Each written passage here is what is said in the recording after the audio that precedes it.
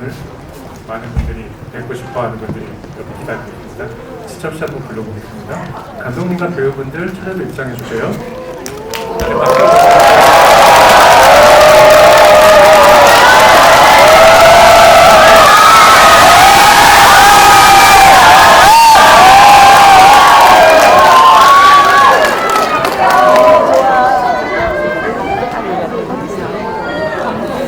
네, 최지훈 배우님부터 어떻게 순서대로 인사 한 말씀씩 부탁드리겠습니다.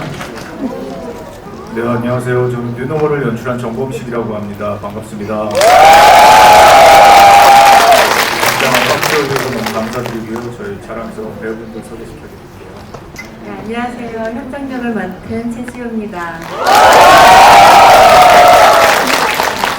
네, 안녕하세요 여러분. 뉴노멀에서 기진 역할 맡은 표준입니다. 네, 안녕하세요. 저는 인간을 증오하게 된 연진 역할을 맡은 하다인이라고 합니다. 네, 안녕하세요. 영화 뉴노멀에서 승진 역을 맡은 정동원입니다. 반갑습니다.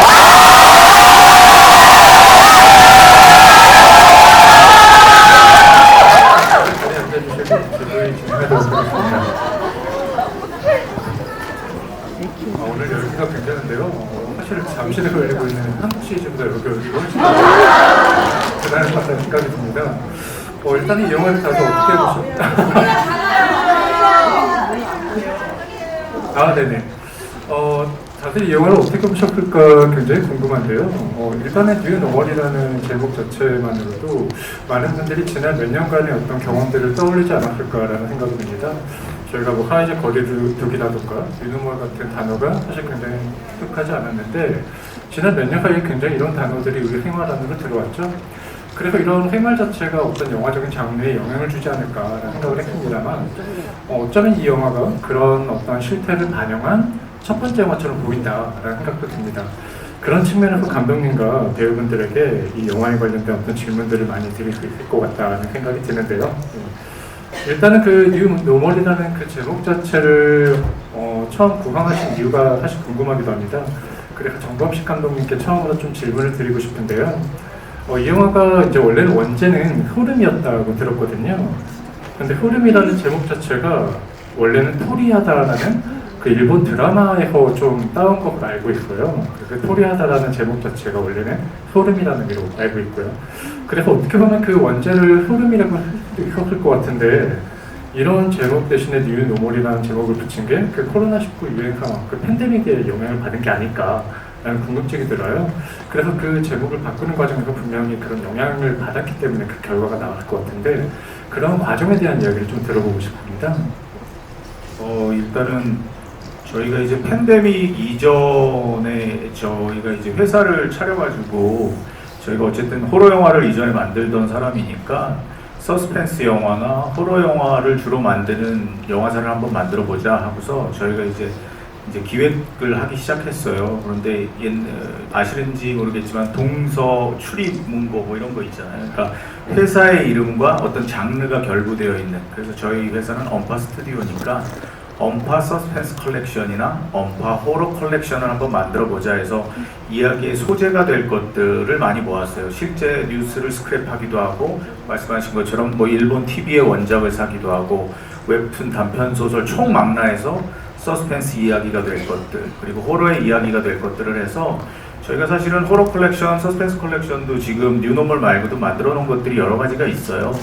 근데 만드는 과정에서 토리하다의 원작들도 있고 모티브가 된 것들도 있는데 뭔가 코로나 팬데믹을 맞이하고 뭔가 비정상적인 어떤 일상들이 이제는 일상이 돼버린 그런 세상으로 점점 가고 있다는 생각이 들어서 새로운 기준, 예전에는 비정상적이었어도 지금은 예를 들면은 좀 안타까운 얘기지만 지금 밤에 산책을 다니실 때 여러 가지 흉흉한 사건 이후에 발소리만 들려도 뒤를 돌아보게 된다고 하더라고요. 근데 사실은 예전에는 그런 일들이 많이 없었잖아요. 근데 한번 그렇게 흉흉하고 섬뜩한 진짜 잊지 말아야 될 사건들이 일어나고 난 뒤에는 언제나 세상 사람들은 그걸 이제 일상으로 받아들이게 되는 거죠. 그렇게 지금 현대사회에서 벌어지고 있는 여러 가지 그 무서운 일들, 이런 일들이 이제는 일상이 공포가 되어버린 세상이다. 그래서 새로운 기준이 되는 노멀이 뉴 노멀이다. 어떻게 보면은 뭔가 희망적인 제목처럼 보이지만 사실상은 반어적인 거죠. 이제는 희망이 아니고 절망적인 세상을 우리는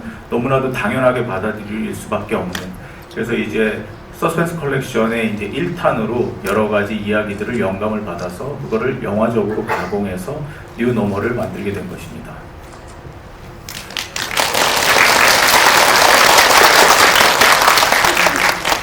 네, 좋은 답변 감사합니다. 말씀하신 대로 뉴노멀은 지금 새로운 어떤 일상을 반영한 듯한 작품인데요. 그래서 그런지 몰라도 영화를 끝난 다음에 보면은 현실을 바탕으로 구하나이라는 그 자막이 뜨죠.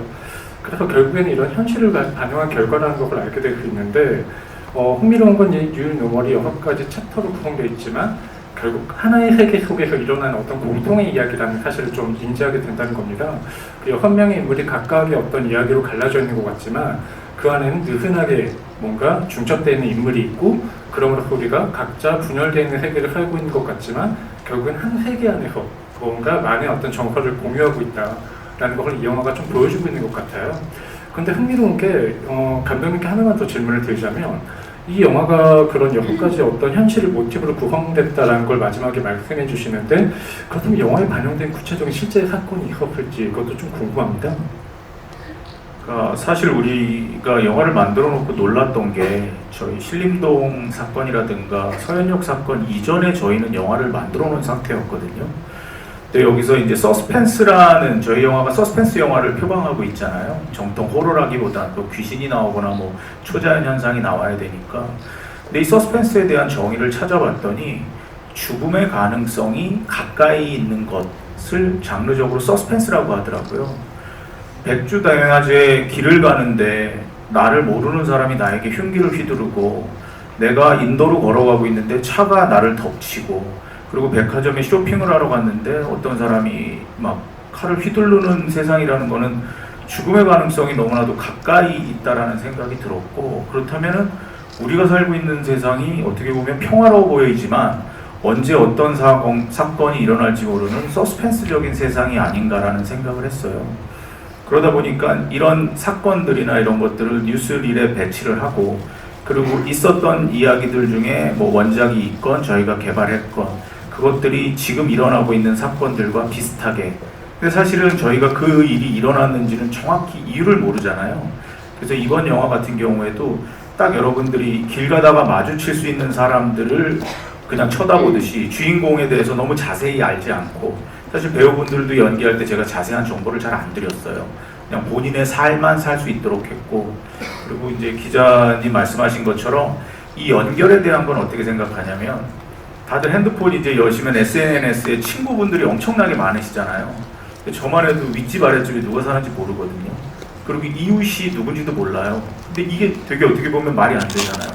SNS상에서는 친구들이 정말 많은데 나는 진짜 실제 삶 속에서 내 근처에 누가 사는지도 모르고 근데 사실 이게 하나하나 다 연결되어 있다라는 이론이 있어요. 케빈 베이컨의 6단계 법칙이라는 건데 이게 뭐냐면 지구상에 있는 모든 사람들이 6단계만 거치면 서로 다 연결되어 있는 사람이라는 법칙이 있거든요. 그러니까 아까 서스펜스라는 그 키워드죠. 죽음의 가능성이 가까워진 지금의 이 세상 그리고 방금 얘기한 그 6단계 법칙처럼 우리는 어쩌면 다 한 단계 한 단계 건너면 연결되어 있는 사람일 수도 있다. 그러니까는 사실 세상에서 벌어지고 있는 이런 끔찍한 일들이 남의 일이 아니라 어쩌면 나 또는 나와 관계된 사람들일 수도 있다라는 식의 영화를 여러분들과 한번 장르적으로 나누고 싶어서 이 영화를 이렇게 만들게 됐습니다.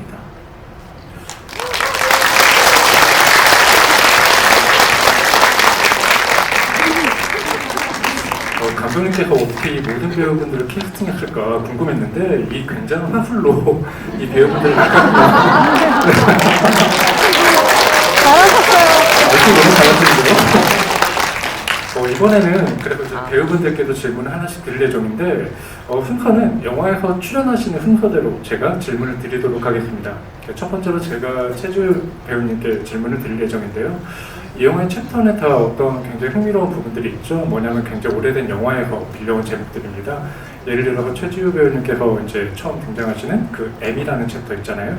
그럼 31년도에 이제 나왔던 프리츠랑이라는 굉장히 거장 감독이 만든 작품이에요. 그래서 실제로 영화사에서 사이코패스 캐릭터가 거의 처음으로 나온 영화다. 이런 얘기가 나오는 거의 유흥 영화로 본 거의 최초의 영화입니다. 그래서 이런 영화에서 이제 최준 씨가 평소에 보여주지 않았던, 저도 사실은 10대 시절부터 보고 이제 자랐던 그 배우기 때문에 사실 제 옆에 있는 것도 사실 굉장히 좀 신기하거든요.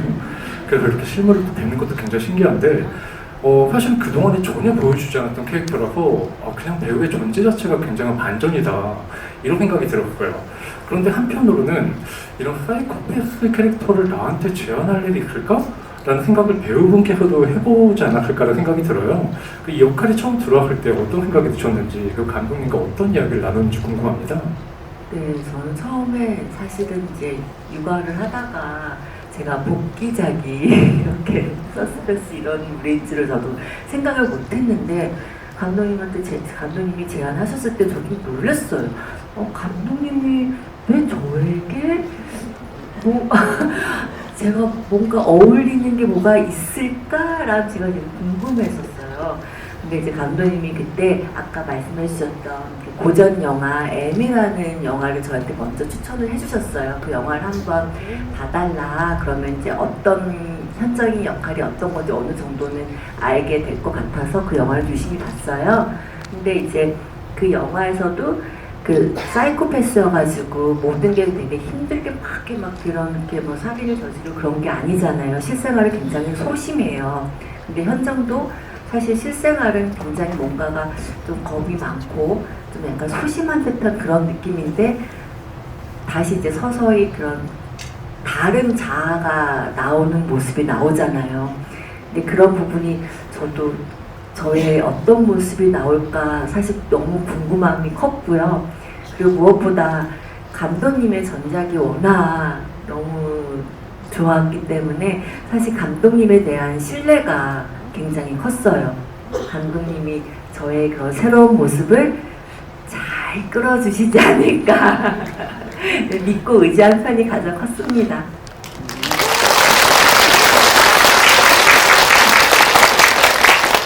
답변을 하실 때마다 이렇게 박수를 쳐주시는 게 약간 콘서트장이고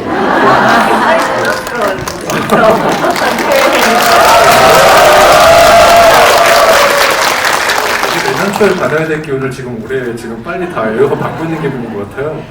그럼 이번에는 그 아까 제가 차례대로 말씀드렸는데 이제는 그 스파이크리의 Do the Right Thing이라는, 원래 영화에서는 옳은 일을 하라라고 이제 그게 번역됐는데 실제로 국내에서는 이제 똑바로 하라라는 제목의 영화로 사실은 잘 알려진 작품이거든요.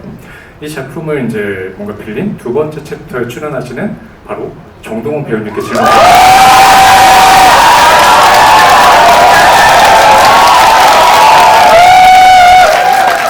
저도 질문 잘못하면 오늘 집에 못 갈 것 같아요. 네. 다름이 아니라 사실은 굉장히 좀 흥미롭다는 생각을 했습니다. 요즘에 뭐 가수분들이 배우를 하는 게 그렇게 이상한 일도 아니고 오히려 또 배우분들이 요즘에는 그렇게 또 가수로 전업을 하시는 분들도 굉장히 많은 시대잖아요.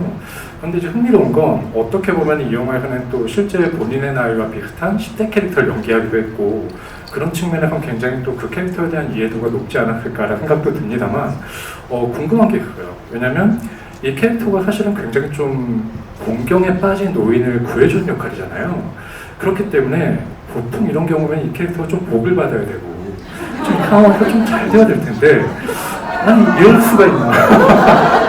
이런 인류애가 떨어지는 결말을 이제 본인 연기를 해야 되거든요. 어떠셨던 것 같아요? 이 캐릭터가 이런 상황에 빠지는 것에 대해서 내가 좀 어떻게 또 받아들이면서 연기를 해야 되나 그게 좀 궁금했습니다. 네, 그러니까요, 이제. 저도 그게 승진이가 착한 일을, 옳은 일을 했는데 왜 그렇게 됐을까. 저도 이제 좀 의문이긴 한데요. 근데, 이 승진이가 이제 할머니를 도와주면서 그러면서 옳은 일을 했지만 이게 꼭 옳은 일을 안 했다고 해서 꼭 그런 일이 일어나는 것도 아니고 옳은 일을 했는데도 그런 일이 일어날 수 있는 거고 그게 현실에서도 이렇게 마주칠 수 있는 그런 상황이잖아요. 그래서 그게 뭔가 승진이가 그렇게 되는 것 자체가 되게 반전인데 그게 되게 현실적으로 이렇게 와닿게 만들어주는 것 같아요. 그런 장면들이. 그래서 저는 일단 저도 승진이가 그렇게 된 거는 왜 그랬는지 잘 모르겠지만 감독님한테 저도 좀 물어보고 싶긴 한데요. 일단 되게 저는 그런 쪽으로 현실적으로 이렇게 더 와닿지 않았나라고 생각을 하고 있어요. 네.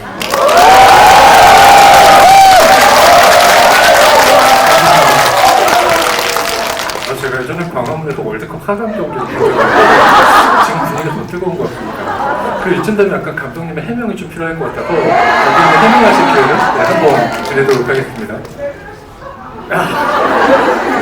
네, 왜 그랬냐면 저희가 사실 처음에 이 캐릭터를 두고 제가 고민이 되게 많았어요. 부천 때도 한번 말씀드렸는데 이제 처음에 이제 영화에 들어가게 되면 이제 배우 명단들을 이제 연출부들이 만들거든요. 그런데 이제 거기에는 이제 저희가 얼굴만 봐도 알만한 아역 배우들이 이렇게 있는데 다 뭐라 그럴까 TV에서 많이 봤던 다듬어진 연기를 하는 그런 친구들이었는데 저는 진짜 중학생 같은 눈빛을 가진 배우가 필요했거든요.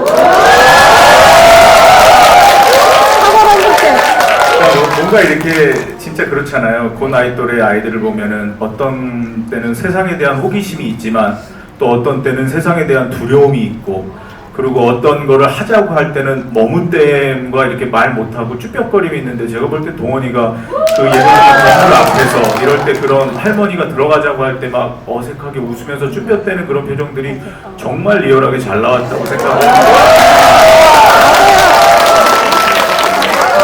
제 선택이 틀리지 않았다라고 생각이 들었는데 그 이제 마지막에 동원이 얘기한 거에 저도 동의를 하는 게 착한 일을 했다라고 해서 착한 결과가 나오는 거는 조금 안타깝지만 이야기 속에 존재하는 경우가 대부분이라고 생각이 되고 정말 마음을 먹고 내가 옳은 일을 해봐야지라고 했을 때 오히려 반대의 결과가 오는 것이 세상의 이치에서 보면은 그게 좀 더 리얼하게 바라봐지더라고요. 그리고 아까도 말씀드렸다시피 이 영화는 서스펜스, 그러니까 죽음의 가능성이 가까이 있는 세계를 다루다 보니까 동원이의 엔딩이 그렇게 된 거고 사실 동원이의 엔딩은 정확하게 보여주지 않고 그냥 입만 막은 채로 들어갔잖아요. 그래서 예, 제가 볼 때 어머니들이 걱정을 많이 하실 것 같아서 제가 사실은 영상을 찍으려고 했었어요. 어떤 엔딩을 찍으려고 했었냐면 나중에 이건 영화에 들어가지 않고 이제 인터넷이나 이런데 막 이제 원하실 때 보여드리려고 동원이한테 얘기를 한 건데 거기 이제 문신한 그 형님들이랑 할머니 앞에서 동원이가 즐겁게 노래를 부르고 있는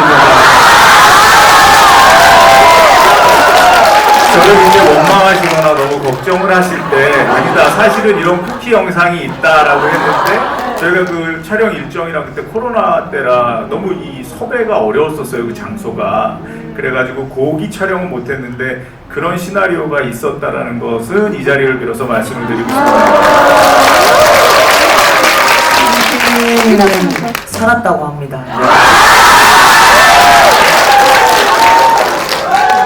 네, 감독님께서 오늘 여기를 무사히 빠져나가셔야 진정이 약간 느껴진 것 같기도 하고요. 네, 이번에는 그 표준 배우님께 이제 질문을 하나 드릴까 하는데요.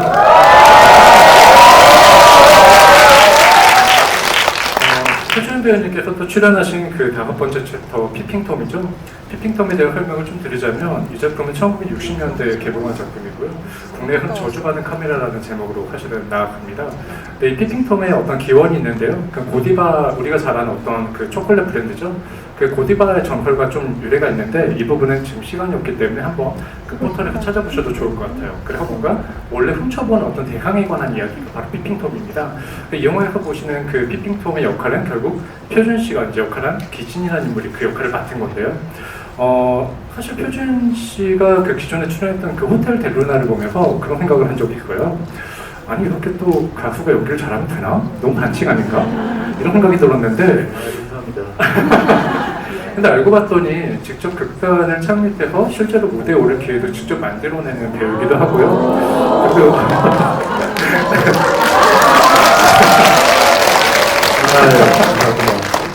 네, 네, 굉장히 나름대로 본인의 어떤 배우로서 여기서 기반을 닦아오르고 스스로 노력하는 배우더라고요. 저는 사실 신서유기도 굉장히 즐겨봤기 때문에 이 배우의 어떤 재밌는 부분만 혹은 연예인으로서 재밌는 부분만 많이 익숙하셨겠지만 배우로서 정말 노력을 많이 하는 배우로 알고 계시면 좋을 것 같습니다. 굉장히 궁금한 측면이 있어요. 사실은 어떻게 보면 기존의 연예인으로서 그리고 가수로서도 왕성하게 활동을 하고 있는데 배우로서 이렇게 뭔가 자신의 연기를 보여주고자 하는 어떤 의지가 굉장히 좀 흥미롭더라고요. 그래서 연기의 매력이 무엇이라 생각하시는지 그게 좀 궁금했습니다. 가지고 일단 감사하다는 말씀 드리고 싶고요. 뭔가 제가 이제 이번에는 또 영화로는 처음 여러분들이랑 이제 가까이서 이렇게 마주할 수 있는 기회가 여러 번 접하게 되는 것 같은데 제가 일단 공연에 내려되고 이제 좀 그 극단을 만들고 싶다고 생각을 하게 된 계기가 처음 이제 제가 관객으로 옛날에 이제 관객모독이라는 연극을 처음 봤었었는데 그때 이제 그 배우들한테 얻은 에너지가 저한테 엄청나게 세게 기억이 됐던 것 같아요. 그래서 나도 나중에 저렇게 관객 여러분들한테 내가 주는 에너지, 내가 연기함으로써 그 에너지로서 저분들한테 어떤 되게 좋은 에너지를 전달해 드리고 싶다 이런 생각이 되게 깊게 박혀 있었어서 제가 이제 중학교 때 막 연기학원 가고 고등학교 때도 이제 영영학과로 가려고 지원을 했었던 것 같습니다. 아마도 그래서 이제 좋은 저라는 사람으로 제가 전달해 드릴 수 있는 저의 표현법으로 여러분들에게 좋은 에너지를 드릴 수 있다는 게 그게 좀 제가 가장 연기할 때 어떤 그런 좋은 기운을 느끼는 것 같습니다.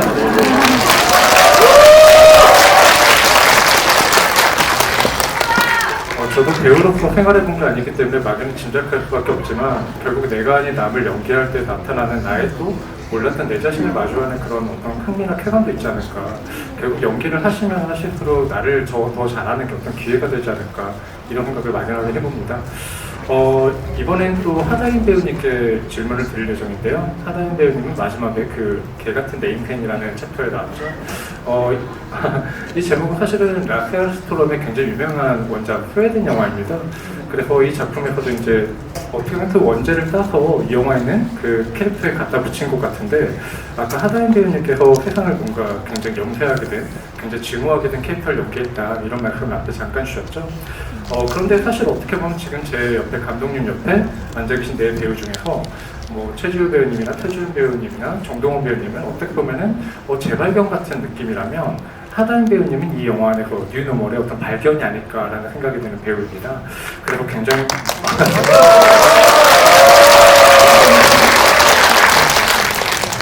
그래서 제가 오늘 태어나서 가장 많은 박수를 받는 것 같아요. 제가 그 일기를 써야 될 것 같습니다. 그런데 그래서 결국 이 영화를 통해서 가장 또 강한 어떤 인상을 남기는 기회가 되지 않을까라는 생각이 드는데요. 사실은 뉴 노멀이 첫 번째 장편 영화 출연작인 걸로 알고 있어요. 그래서 어떻게 보면 과거에 흥미로운 게 원래는 그 전에 다른 영화 오디션으로 정범식 감독님을 만난 것으로 알고 있는데 그 오디션에서 남긴 인상으로 뉴 노멀 캐스팅 제안이 들어왔다고 들었습니다. 그리고 이 영화로 또 극중 캐스팅 그 역할을 연치는 역할을 맡기 위해서 한 8kg 정도 또 체중 감량도 하셨다는 얘기를 들었고 굉장히 많은 노력을 기울였다고 들었어요.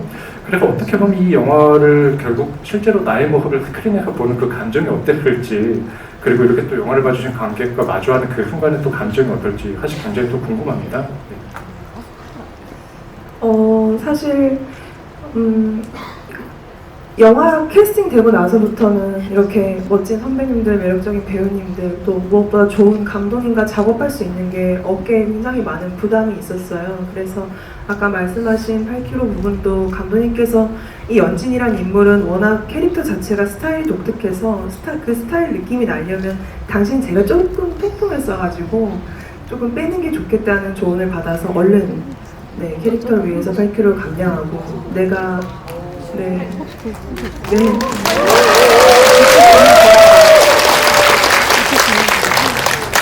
제가 할 수 있는 일은 오로지 준비, 그냥 내외적으로 준비할 것밖에 없다라고 생각을 했었고요. 그래서 연진 캐릭터 위해서 그 편의점 가서 한번 포스기도 좀 익숙해지려고 노력도 해보고 이렇게 이 좋은 배우님들 사이에서 누가 되지 않기를 기도하면서 그렇게 연기를 했어요. 그러고 나서 극장에서 보니까 되게 인물들이 한 명 한 명 다 고립되어 있는 게 무언가 외롭고, 감독님께서도 저한테 다른 어떤 배우님들의 것들을 분석하지 말고 오로지 너의 삶을 살면 영화는 감독인 내가 알아서 연결을 시키고 현실을 반영을 하겠다라는 말을 들은 적이 있거든요. 그래서 저는 감독님만 믿고 캐릭터를 준비를 했었는데, 영화를 보니까 정말로 저의 인생을 살고 보니까 진짜 현실이 좀 담겨있고, 끝에 말세다 말세 약간 이런 말이 저는 나오더라고요. 그래서 저희 영화도 아마 웰메이드 말세 스릴러 이렇게 되지 않았나 싶어요. 그래서 소감 같은 경우에는 무엇보다 영광이었고, 이렇게 제가 첫 장편 스크린 데뷔작으로 이렇게 어떻게 보면 좀 깊기도 하고 독특하기도 하고 한국에서 많이 본 적 없는 캐릭터를 할 수 있어서 너무 감사하고, 또 제 인생에서 제가 연기를 앞으로 할 수 있을지 뭐 할 수 없을지 모르겠지만 기억에 많이 남을 캐릭터인 것 같습니다. 네.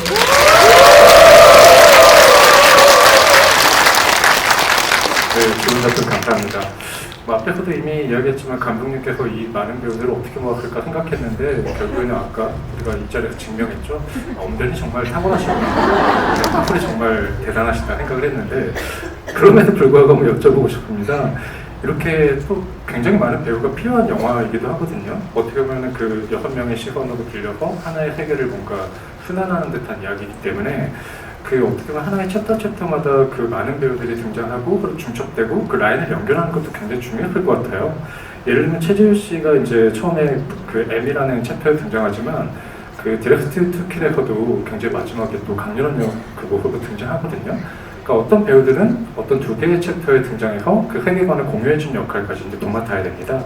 그렇기 때문에 그 이 자리에 안 계시지만 또 이문식 씨나 이주실 씨, 그리고 이유미 씨, 황승원 씨, 그리고 최민호 씨, 그리고 정예진 씨 같은 배우들도 있고, 그 외에도 제가 언급하지 못한 많은 배우들이 나옵니다. 그래서 이 많은 배우들을 사실은 이 언변만으로도 또 캐스팅하기가 쉽진 않았을 것 같거든요. 그래서 이 많은 배우들을 모으는 과정이 사실 굉장히 궁금했습니다. 그 과정에 대해서 한번 말씀 부탁드립니다. 사실 한국에는 연기 잘하는 배우분들이 많기는 한데, 한국 영화계가 조금 어떤 느낌이냐면, 어떤 한 배우분이 그 연기를 되게 잘하고 나면 계속 비슷한 역할만 그분한테 많이 들어가더라고요. 근데 관객분들도 배우분들의 여러 가지 새로운 면들을 보고 싶지, 계속 똑같은 배역을 아무리 잘하더라도 그런 모습들은 별로 그렇게 많이 보고 싶어 하시지 않는 것 같은데, 이상하게도 영화계가 이제 그게 안전한 선택이다라는 것 때문인지 그런 선택들을 많이 하시더라고요. 그런데 뉴노멀에 있어서 배우분들은 어떤 느낌이었냐면, 일단 연기를 당연히 잘 하셔야 되지만, 누가 봐도 이 역할을 이 배우가 한다고? 이 배우분이 한다고? 도대체 그럼 어떤 느낌이 날까에 대해서 우선 궁금증이 불러일으켜질 만한 배우분들을 생각을 했고요. 그리고 또 그분들 중에서 이 조합을 봤을 때, 지금 저희 배우분들 조합이 너무 좋잖아요. 네. 이런 것처럼 이거는 어디서도 한 번도 못 본 조합인데? 라는 이런 느낌이 날 수 있는 배우분들을, 그러니까 호감도도 있어야 되고 뻔하지 않아야 되고 배역을 맡았을 때 약간 놀라움을 줄 수 있는 또 그런 반전이 있어야 돼서, 그런 배우들만 이제 제가 이제 선별해서 말씀하신 것처럼 이제 말로 설득을 하고 이걸 같이 해보자, 정말 훌륭한 작품이 나올 수 있다, 배우분들한테 그렇게 제가 말씀을 드렸는데, 너무나도 흔쾌히 뭔가 시나리오 자체가 새롭고 도전해볼 만한 가치가 있다라고 생각을 해주셔서, 다 같이 정말 너무 하고 싶은 배우들이 다 같이 참여해 주셔서 저는 이제 감독으로서 너무 기쁜 마음으로 이 작품을 만들게 됐습니다.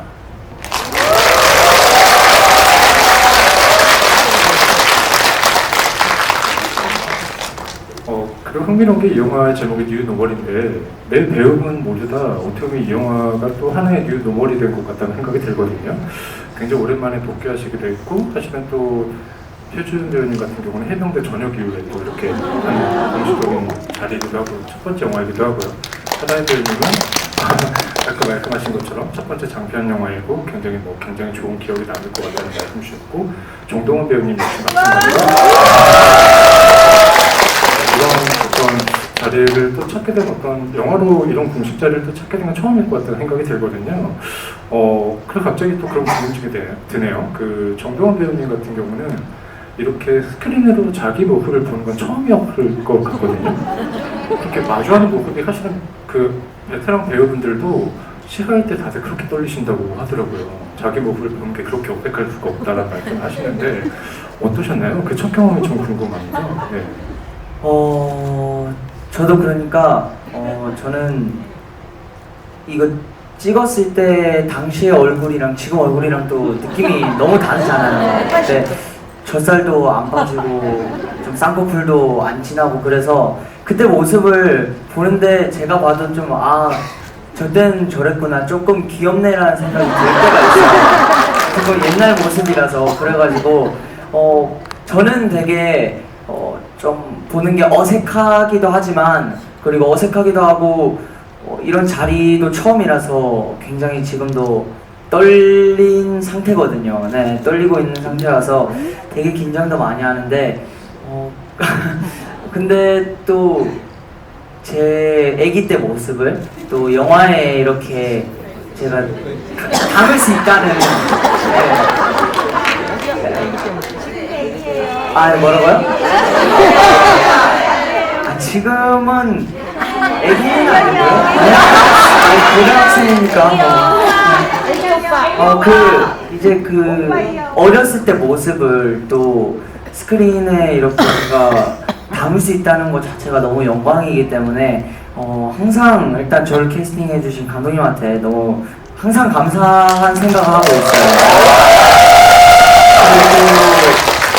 그리고 이렇게 스크린에 제가 정말 영광이죠. 처음인데 이렇게 좋은 자리에 좋은 선배님들과 이렇게 같이 작품을 할 수 있다는 것 자체가 너무 영광이라서 하루하루 지금 이렇게 시사회 할 때도 그렇고 오늘도 그렇고 너무 즐거운 마음으로 참여하고 있습니다. 네.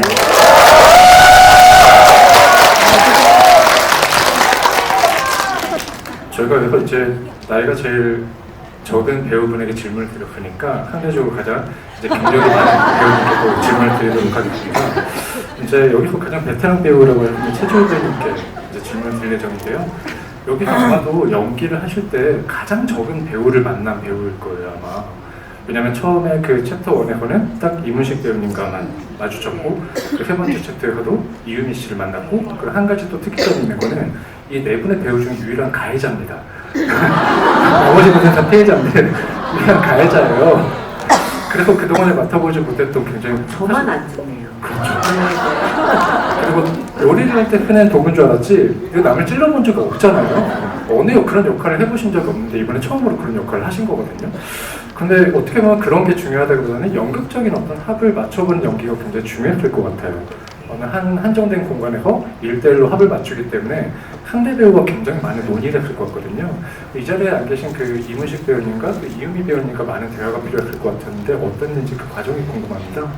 네, 저 같은 경우는 이제 한정적인 공간에서 이문식 배우님하고만 만났고, 그것도 엘리베이터에서도 이유미 씨하고만 만났는데, 동작 합이 좀 저는 좀 약간 걱정이 됐었고, 그런 부분이 저에게는 그나마 좀 힘든 부분이었어요. 그런 게 막 이렇게 몸싸움 하는 것도 사실 뭐 차라리 맞았으면 맞았지 안 해봤고, 더군다나 진짜 그런 칼을 진짜 처음 들어봤어요. 그러니까 칼을 정말 찌르는 방법도 너무 많은 거예요. 그래서 엄마가 점점 이상하게 그래서 그런 부분들 감독님한테 많이 도움을 받았고, 그리고 또 이제 이문식 여기 계시지 않지만 이문식 선배님한테도 굉장히 도움을 많이 받았던 것 같아요. 그리고 또 엘리베이터 씬에서는 이유미 씨가 되게 여리여리한데 되게 순간 집중력이 굉장히 좋더라고요. 네, 그래서 제가 약간 그 표정에 따라갈 수밖에 없었어요. 그래서 많은 도움을 받았던 것 같아요.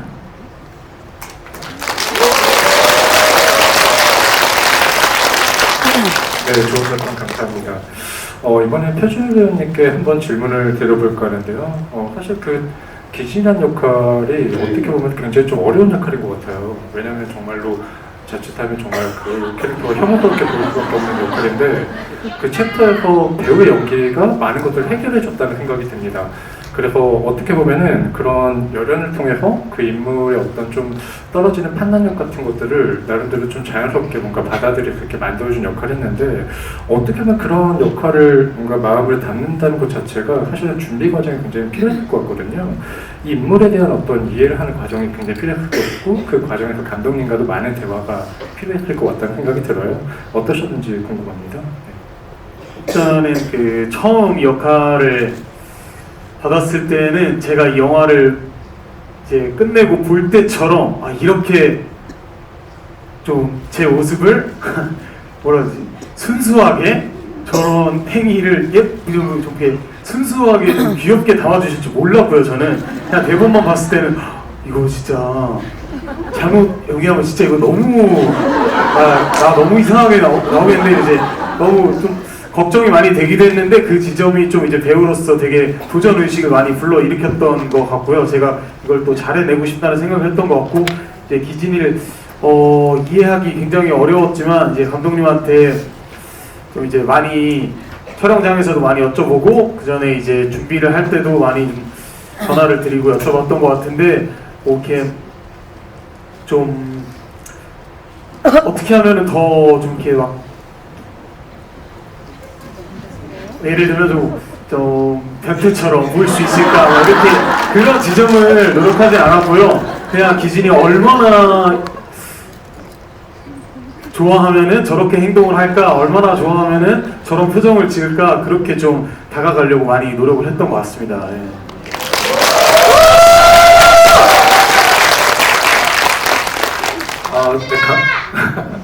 네, 감독님께서 약간은 또 옆에서 해명을 하시겠다고 하셔가지고 감독님의 해명 타임을 한 번 더 받아보도록 하겠습니다. 그러니까 사실 이게 파렴치한 로맨스를 이제 혼자 하는 거고 혼자 상상을 하는 건데, 그 무슨 범죄라든가 이런 게 아니라 모든 것을 이제 장르 안에서 즐기실 수 있게 저희가 만들었고요. 그리고 뭐냐면 맨 마지막에 그 상상에 대한 대가로 진짜 철퇴를 내리맞잖아요.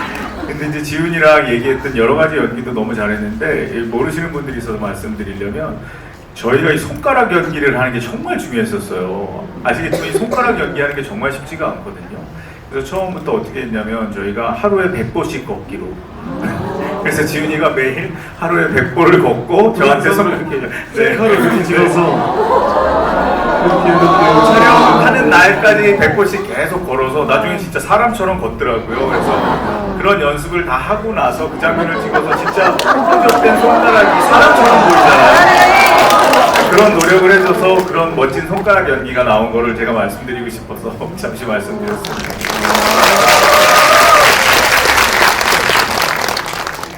그만큼 또 배우의 헌신적인 연기도 있었지만 또 감독님의 나름의 배려의 연출도 굉장히 컸던 것 같고요. 특히나 그 챕터에 하는 음악의 역할이 굉장히 컸던 것 같습니다. 그래서 이 영화에서 이제 마지막 크레딧을 보셨으면 아시겠지만 그 윤상 씨가 음악 감독을 맡았거든요.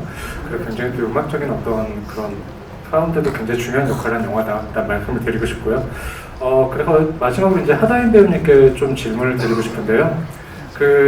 이 작품에서 연기하신 그 연진이라는 인물은 그 뮤지션의 삶을 꿈꾸지만 굉장히 녹록지 않은 현실을 감당해야 되는 캐릭터입니다. 그래서 매일 편의점으로 출근해서 아르바이트를 하는데 정말로 매일마다 그 진상들을 감당해야 되는 역할이죠. 그만큼 좀 스트레스가 관객 입장에서 많이 느껴졌을 텐데 인물의 어떤 처지를 뭔가 가혹하게 느낄 수밖에 없는 역할이지만 어떻게 보면 아까 말씀하신 것처럼 제가 아까 들으면서도 약간 좀 마음이 좀 찡했던 부분이 있는데 앞으로 내가 배우 인생을 계속 걸어갈지 모르겠지만 이런 말씀을 해주셨고요. 그건 지금까지 걸어오신 길에서 뭔가 기대는 있었지만 그만큼의 갈망을 채울 수 있는 기회를 많이 못 만나봤기 때문이지 않을까라는 생각이 들어서 이 연진이라는 역할을 연기하면서 뭔가 자아가 많이 투영됐을 수밖에 없지 않았을까. 물론 세상에 대한 혐오를 의미하는 건 아닙니다. 그 기회를 바라는 갈망 같은 게 굉장히 컸을 것 같은데 그런 부분에서 좀 뭔가 나의 어떤 모습이 많이 반추가 되지 않았을까 궁금합니다. 어떠셨나요? 이 질문에 생각드는 거는 맞아요. 정확하게 봐주셨고요. 연진이랑 저랑 물론 성격적인 부분이나 결은 많이 다릅니다. 저는 연진이처럼 그렇게 막 퍽을 외치거나 막 그런 사람은 아니거든요. 근데 연진이도 뮤지션이 꿈인 친구고 그 꿈을 굉장히 많이 갈망하고, 근데 방 안에 혹시 보셨는지 모르겠지만 옆에 이렇게 피아노를 다 치워놨어요. 그런데 그거를 이 친구가 좀 가난하기 때문에 돈을 맞아가면서도 꿋꿋이 어찌 됐건 계속 알바를 하잖아요. 근데 그 피아노 팔면 돈이 될 텐데 아직도 미련이 있는, 제가 연진이 연기하면서 그 방안을 보고 아, 이 친구 이 삶이 이렇겠구나. 어떤 마음일까? 나도 뮤지션은 아니지만 배우로서 아티스트를 꿈꾸는 사람인데 그 얼마나 막막하고 힘든지를 마음이 너무 이해가 되더라고요. 그래서 특히 킥보드 씬 같은 경우에 제가 제 연기 보고 울었다라고 말하기 조금 민망하긴 한데 킥보드 씬을 어느 순간 영화제 때 제가 보고 약간 운 적이 있었어요. 근데 그 이유가 저도 너무 막막할 때 제 자취방에서 그냥 찹찹한 새벽 공기 맞으면서 혼자서 2-3시간은 막 걸어 다닌 적이 있거든요. 그 찹찹한 공기가 연진이 킥보드 씬에서 똑같은 감정으로 촬영을 했었어요. 그러니까 어떻게 보면은 제 삶의 어떤 답답함이 그 연진이란 청년의 삶에 정확하게 조금 묻어있는 부분이 있고, 근데 이게 저의 삶만이라고 생각하진 않고 많은 젊은 청년분들, 좀 힘들게 좀 꿈을 꾸거나 또는 살아가는 사람들의 어떤 조그마한 대변이 되는 캐릭터라고 생각했었거든요. 그래서 감독님께서도 그 현실을 좀 많이 녹여주셨어요. 말씀하신 진상을 막 대하는 장면들도 시나리오상에서 다른 다큐멘터리나 일상의 편의점에서 일어날 법한 일들을 시나리오에 그대로 녹여주셨거든요. 그래서 그런 실화를 바탕으로 연진이를 연기를 저는 했다라고 생각합니다.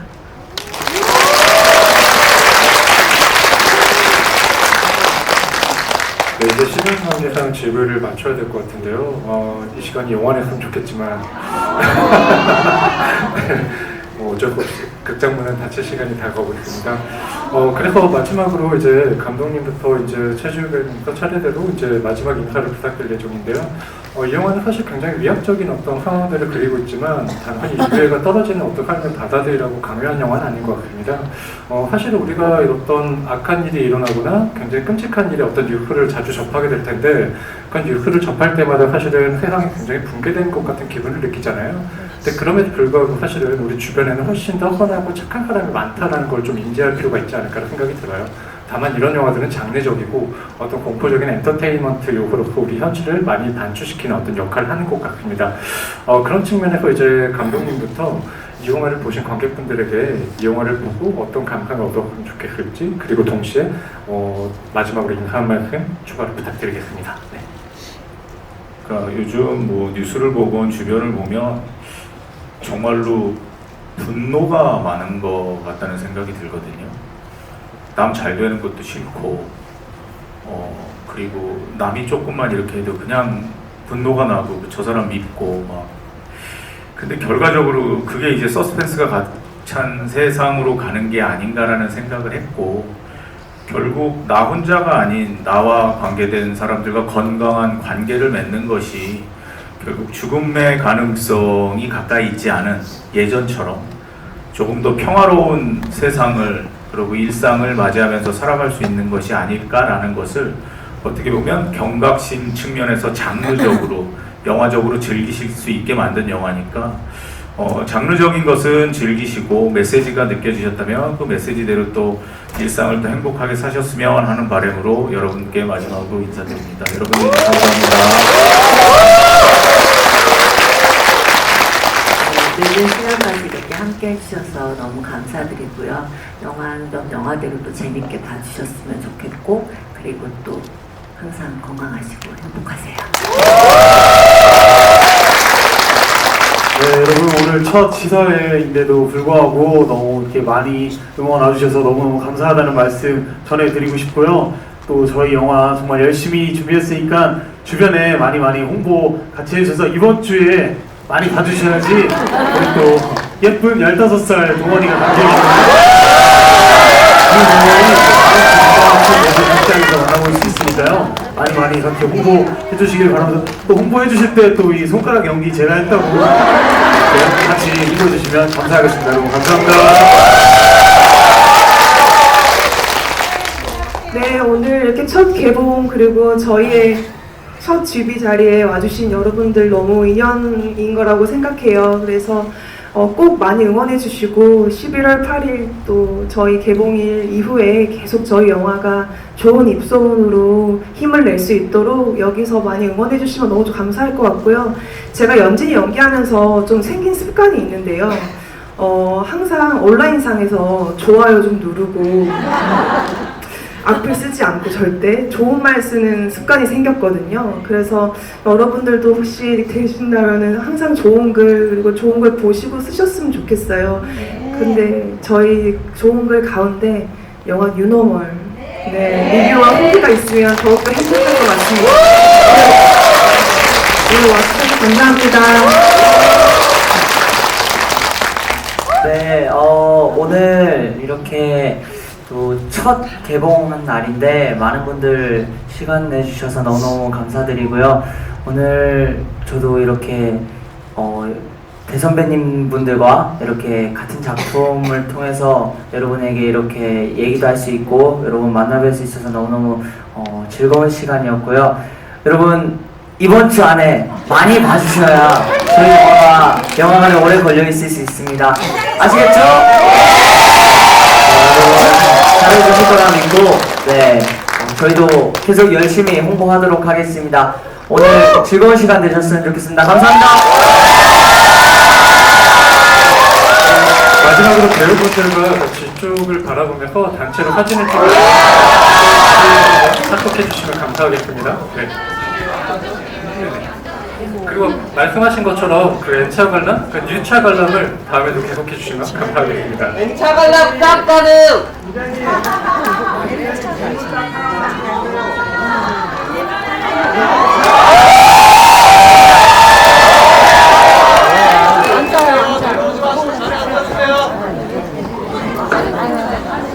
저희 중앙에 있는 휴대폰 카메라로 촬영할 거니까 이쪽 봐주시면 되고요.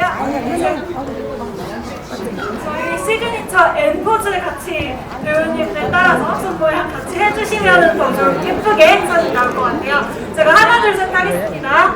네, 하나 둘 셋. 네, 여러 장 바로 찍을게요. 계속해서 포즈 부탁드릴게요. 네. 여기도 찍어주세요. 감사합니다.